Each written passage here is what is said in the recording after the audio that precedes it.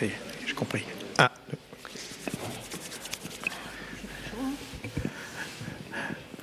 Alors, on va faire honneur aux dames, hein, parce que c'est un jury un peu particulier. Nous sommes 4, il y avait 3 femmes, mais c'est l'homme qui est président. C'est assez désespérant. Donc là, on va faire honneur aux dames. Voilà.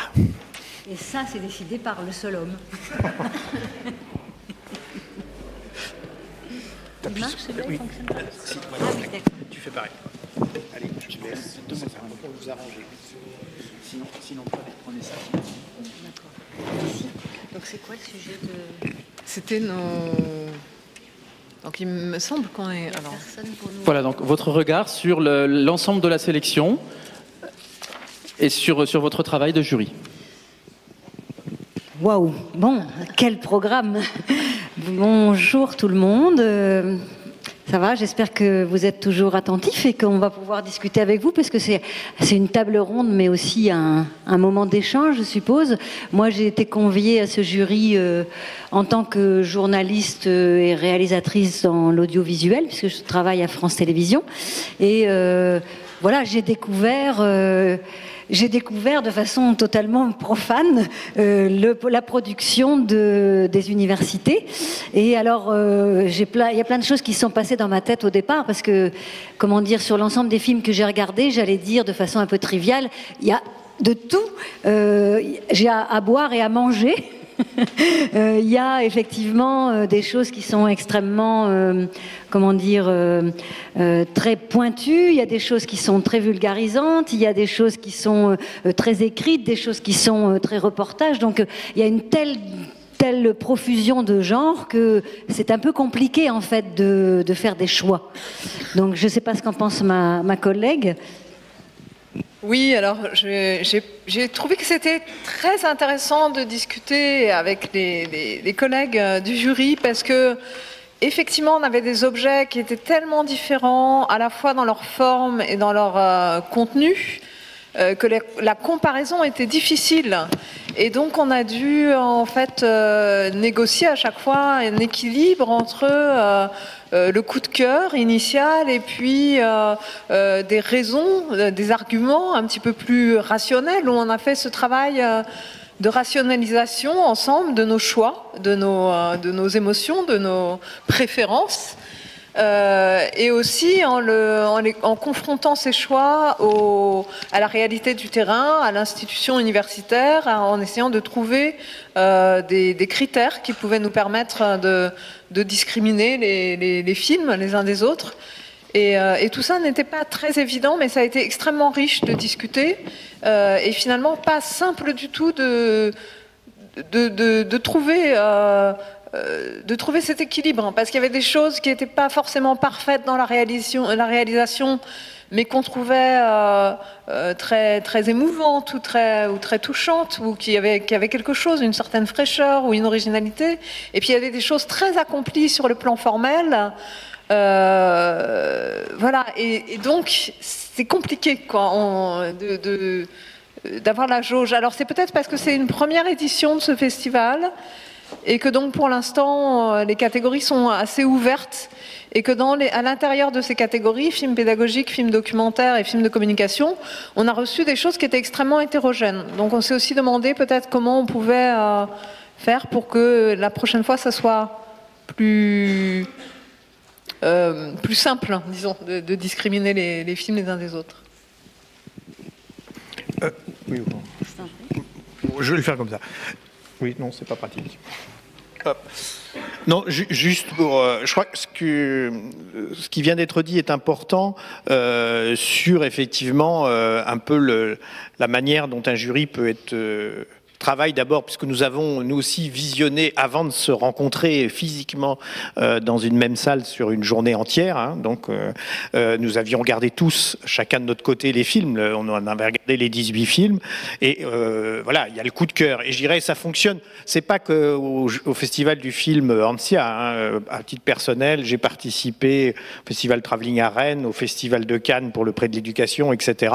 Et c'est exactement le même effet, le même phénomène phénomène qui se produit, c'est-à-dire qu'on arrive en se disant, bon là, il n'y a pas de problème, normalement c'est celui-là, celui-là, celui-là, avec d'ailleurs une espèce de je dirais, légitimité à défendre ses choix. Et puis en fait, dès que la conversation s'installe, heureusement, et c'est une bonne chose, on vacille les uns et les autres. Et puis là, du coup, on s'écoute, on échange. Et tout d'un coup, il y a, surtout, on revoit certains passages des films et évidemment d'autres critères s'installent et c'est ça qui est vraiment intéressant. Par contre, je crois que ce qui est important, effectivement, c'est cette question des 3 catégories. Alors là, par contre, je vais reprendre ma casquette d'universitaire. Moi, j'avoue que c'est déjà un travers qui, dans les festivals, alors c'était à une époque, à l'époque de l'Arras, moi je me souviens des premiers festivals de films scientifiques à Nancy, Palaiso, la Tour Eiffel et tout ça, j'en ai fait pas mal. Je trouve que des catégories documentaires, animation, films pédagogiques, etc., c'est déjà en soi mélangé. Parce que, excusez-moi, un film pédagogique, un documentaire peut être un film pédagogique. Donc, et on le voit bien d'ailleurs dans vos choix. À un moment, vous l'avez inscrit et nous, on se dit finalement, celui-là, il aurait peut-être été mieux là, etc. Et donc, moi, je prêcherais, mais après, c'est juste une idée, puisque ça nous est offert dans cette table ronde d'exprimer quelques visions comme ça, qu'on raisonne plus sur des catégories qui sont les fondements de nos métiers. C'est-à-dire qu'on est à l'université, notre métier, c'est formation, c'est recherche, c'est communication, ou moi je préfère un autre mot à l'université, c'est valorisation. Et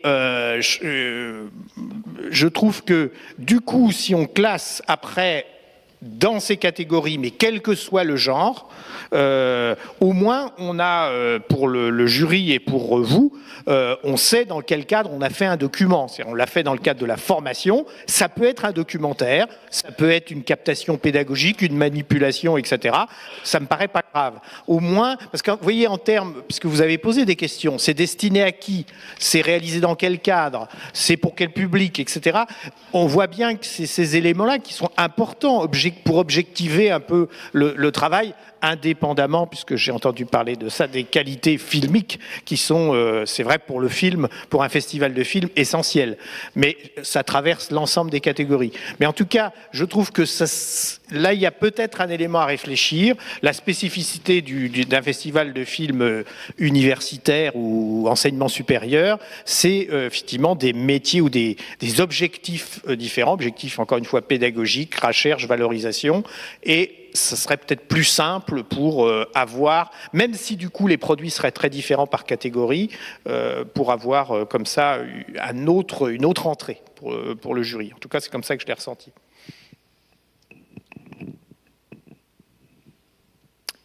Et c'est pas dans la continuité, mais il y a quelque chose qui m'a fait penser à ça dans ce que tu viens de dire, et puis je ne sais plus exactement où s'articule le propos, mais oui, je voulais aussi avoir un mot pour les porteurs de projets qui s'engagent, c'est-à-dire les enseignants qui s'engagent dans ces réalisations filmiques et dont c'est pas le métier de faire du cinéma, et qui se lancent un petit peu dans cette aventure de collaboration avec les réalisateurs. Parce que je crois que c'est assez courageux, en fait, de la part des enseignants de se lancer là-dedans, d'accepter que leur image soit diffusée, figée, montrée, disponible, souvent sous licence Creative Commons, donc partout, en fait, voilà. Et j'ai l'impression que peut-être, alors que je me trompe, mais j'ai l'impression qu'ils ne sont pas présents ici parmi nous aujourd'hui, et donc s'il y avait une autre édition de ce festival, peut-être que les réalisateurs pourraient essayer d'embarquer dans l'aventure de ce festival et cette journée de rencontre les porteurs de projets, parce que ça aurait été bien d'avoir leur retour, notamment sur les usages pédagogiques, notamment sur le contexte institutionnel dans lequel ces projets ont pris naissance, les problématiques qu'ils viennent solutionner ou auxquelles ils répondent. Et je trouve que leur parole manque un peu ici, même si on est dans un festival qui prime des objets audiovisuels, mais ce sont aussi des objets universitaires. Voilà. Et donc je trouve que ce serait dommage qu'il n'y ait que les services audiovisuels qui soient présents à ces rencontres, en fait. Et pour moi, c'est la rencontre entre un enseignant et justement un réalisateur. Et c'est ça qui est le propre des films universitaires par rapport à d'autres documentaires ou à d'autres produits de communication. C'est que les enseignants sont impliqués dedans. Je veux bien ajouter quelques réflexions en tant qu'extérieur à l'université. Après tout ce que j'ai vu, je me suis dit quand même en regardant, bon, il y a, comme je le disais tout à l'heure, des choses très très diversifiées dans les films qui ont été proposés. Mais la réflexion qui m'est venue assez vite, c'est formidable d'avoir une pareille liberté, en fait. Moi qui suis contrainte sans arrêt à chaque fois que je fais quelque chose pour une chaîne de télévision, il y a effectivement un nombre de contraintes absolument énorme entre la hiérarchie, le formatage, la ligne éditoriale, enfin, etc. Et donc on est quand même un peu pris dans une sorte de moule dans lequel il faut rentrer, et ça c'est quand même une liberté très relative. Alors que vous avez là, avec beaucoup de compétences pour certains en tout cas, en termes de fabrication d'images, de sons, vous pourriez en effet profiter de cette liberté encore bien plus que vous ne le faites, et je vous ai trouvé globalement, si je peux me permettre une toute petite critique, globalement très sérieux, très sage, un peu de façon très globale. Je me suis dit, puisque vous avez la liberté, pourquoi vous n'en profitez pas plus? C'est une question que je me pose encore d'ailleurs, et j'aimerais bien que vous essayiez de me répondre tout à l'heure si vous avez la parole 2 minutes. Ce serait bien d'ailleurs qu'on puisse avoir quelques échanges, je pense. Qu'est-ce que tu en penses?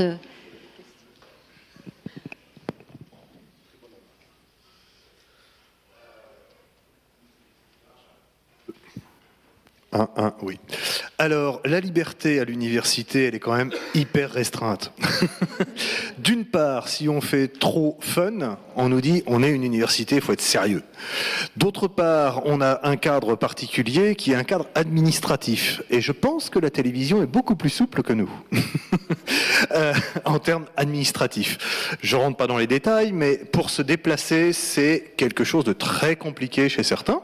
Voilà, donc on a cette contrainte-là. On a une autre contrainte qui est de travailler avec des spécialistes. Et le spécialiste n'est pas très souple. Donc, quand on rentre, nos collègues tout à l'heure parlaient des photographies muséographiques, il fallait être rigoureusement sur le bon champ, cette photo-là ne correspond pas exactement à ce qu'on veut dire.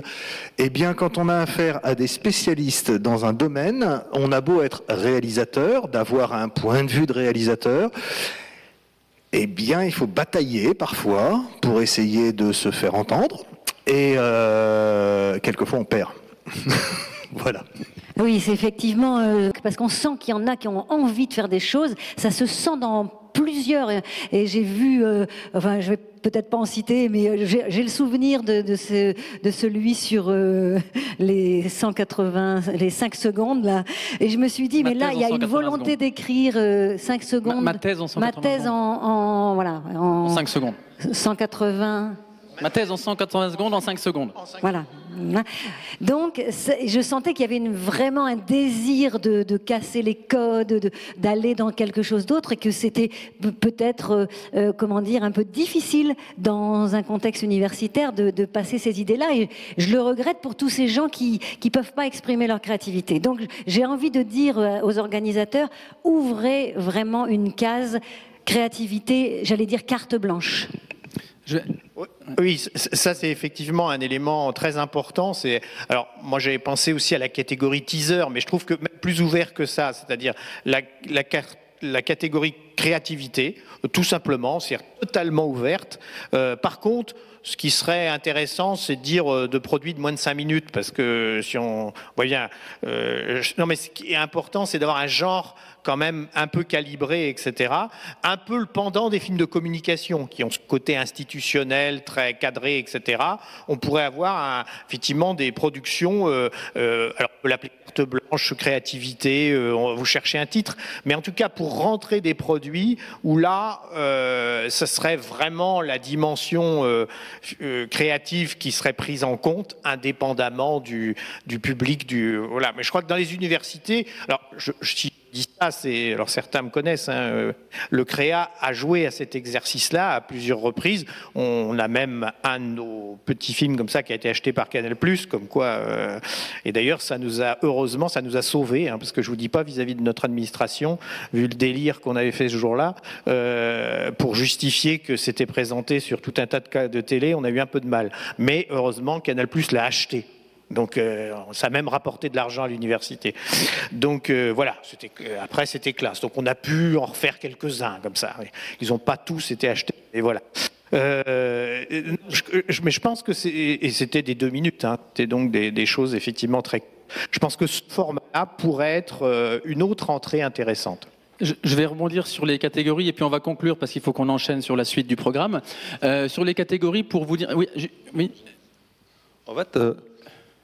Moi, ce que je trouve intéressant dans ce festival, c'est que moi, je vois pas mal de festivals et c'est la première fois où on parle de films pédagogiques, dont le but, c'est d'apprendre des choses. Et du coup, je me demandais vraiment d'apprendre, pas juste de survoler, d'aller en profondeur des choses. Donc, est-ce que la profondeur va avec la durée courte? Je ne sais pas, je ne suis pas sûr. Et du coup, moi, en fait, j'avais envie de savoir ce qu'est pour vous un film pédagogique. C'est à moi en particulier? Ah, pour vous, je n'ai pas parlé ni homme ni de femme.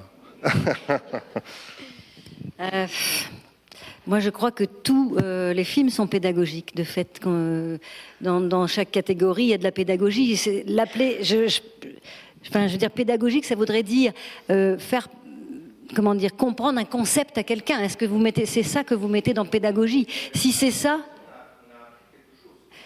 je pense qu'on apprend quelque chose tout le temps, même dans un film raté, et même dans un film qui n'est pas sous la catégorie pédagogique. Donc la pédagogie, pour moi, c'est un terme assez flou, en fait. Je ne comprends pas ce que ça veut dire. Quand on regarde un film de fiction, on apprend des choses. Quand on regarde un documentaire, on apprend des choses. Donc j'ai du mal à voir qu'est-ce qu'il y a derrière pédagogique, effectivement, sauf si c'est hyper pointu et qu'il y a un concept de type, un enseignement à faire passer de façon très concrète. Et dans ce cas, comment on peut faire un film avec cette mission-là? En effet, c'est pas simple. Il y en a qui s'y sont essayés dans les films qu'on a vus. J'ai vu des choses que je trouvais, c'est une gageure en fait de faire comprendre les repères dans l'espace, par exemple. Je me suis dit, j'avais beaucoup d'empathie pour la personne qui s'est collée à cet exercice. Pareil pour les histoires de molécules et de chimie. Là, je me suis dit, à part quelqu'un d'hyper pointu, moi, déjà, la première seconde, je comprends pas ce qu'on me dit. Donc, qu'est-ce que c'est que la pédagogie? C'est pour qui? Pour des gens déjà spécialistes ou pour des profanes? Tout ça, c'est effectivement, il y a des définitions à donner. Donc, je pense qu'il y a effectivement... Si je peux rebondir là-dessus, effectivement, dans tout film documentaire ou fiction, il y a une part pédagogique. Par contre, un film pédagogique, c'est un film qui a été conçu dès le départ dans un but pédagogique, puisqu'on est dans l'université, dans les établissements d'enseignement supérieur. Donc, un film qui a été conçu en priorité pour ça. Alors, dans ce cas-là, il y a une question qui est à se poser, c'est vraiment qu'est-ce qu'on veut dire, à qui on veut le dire et comment on veut le dire. Donc, ces questions-là, à mon avis, elles méritent d'être creusées. Et ça a été tout l'objet des échanges et des débats avec le jury. Et sur les catégories, donc, je tenais à vous dire aussi qu'on a donc reçu beaucoup de documentaires et films pédagogiques. Et effectivement, certains documentaires allaient plus, par exemple, dans le sens de la recherche. Donc, il y a une proposition qu'on va faire pour l'année prochaine, c'est d'ouvrir une catégorie éventuellement films de recherche. Mais c'est vrai qu'il y a différents types de documentaires, différents types de films pédagogiques, donc films de recherche aussi. Et ce que je vous ai pas dit non plus, mais Patrice l'a un petit peu abordé, c'est qu'on a reçu, alors les MOOC c'était pas ouvert cette année en catégorie, mais on a reçu un certain nombre de teasers de MOOC et de teasers tout court. Et donc vous imaginez bien qu'on peut pas juger un teaser de 30 secondes comme un documentaire de création où il y a eu un travail d'écriture très long, etc. Donc question aussi pour l'année prochaine, éventuellement ouvrir une catégorie spécifique teaser. Mais c'est en débat. Ça c'est bien, et je pense que là il y a un espace de liberté sur la notion de teaser de MOOC, parce que le MOOC, autant ça doit être difficile de faire librement des choses parce qu'il y a un enseignement à passer, donc il y a quelque chose à réfléchir aussi, mais je pense que le teaser, par contre, vous pourriez mettre le paquet sur vraiment quelque chose qui donne envie d'aller voir le fameux MOOC. Hein. Et on pourra valoriser parce qu'il y a plein de compétences et effectivement... Voilà. Mais dans une catégorie spécifique. Après, il faut savoir aussi, et là c'est ma casquette organisation qui parle, parle, c'est qu'on ne pourra pas ouvrir des tonnes de catégories. Parce que déjà pour 3, vous imaginez, vous le savez très bien, et l'équipe d'organisation le sait, c'est un gros travail déjà par catégorie. Déjà 4, 5, ça commence à élargir beaucoup. Donc il faudra étoffer l'équipe du festival ou étoffer la durée du festival. Et on sait que c'est pas évident aussi de vous faire venir à différents endroits et plusieurs fois dans l'année. Donc tout ça, c'est à réfléchir. Bon, voilà, 3 catégories déjà cette année, à affiner pour l'année prochaine, peut-être une 4e, mais voilà, catégorie créativité à voir. Mais effectivement, je pense qu'il faudra, à un moment donné, se limiter en termes de catégories, sinon ça va être compliqué pour l'organisation. Patrice, tu voulais rajouter un mot, non?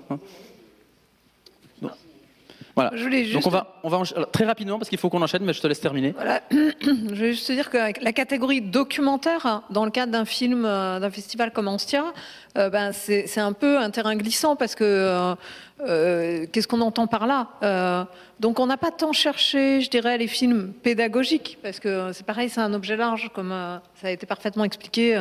C'est un vêtement trop grand, mais plutôt on s'est quand même demandé est-ce que le film documentaire, en l'occurrence, a un lien avec les thématiques qui sont celles de l'université, avec les enjeux à l'université. Je ne sais pas, par exemple, la transdisciplinarité,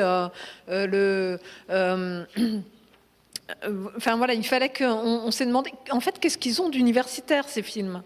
Parce qu'ils ne sont pas tant documentaires, pédagogiques, etc. Leur spécificité, ou ce qui les rassemble, c'est d'être produits dans un certain contexte qui est celui de l'université. Et on a reçu certaines productions qui en fait étaient éloignées de ça, ou presque se rapprochaient de productions qui auraient pu être des productions télé, complètement hors sol par rapport à notre terrain. Et donc on a quand même cherché à récompenser des films qui avaient cet ancrage clair sur le terrain de nos métiers et de l'université.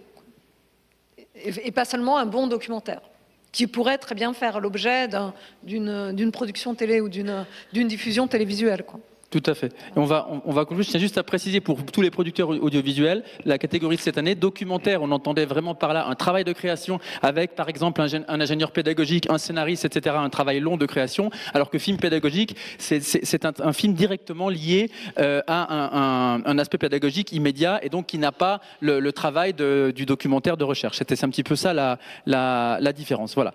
J'appelle maintenant Geneviève Roger pour la prochaine remise de prix.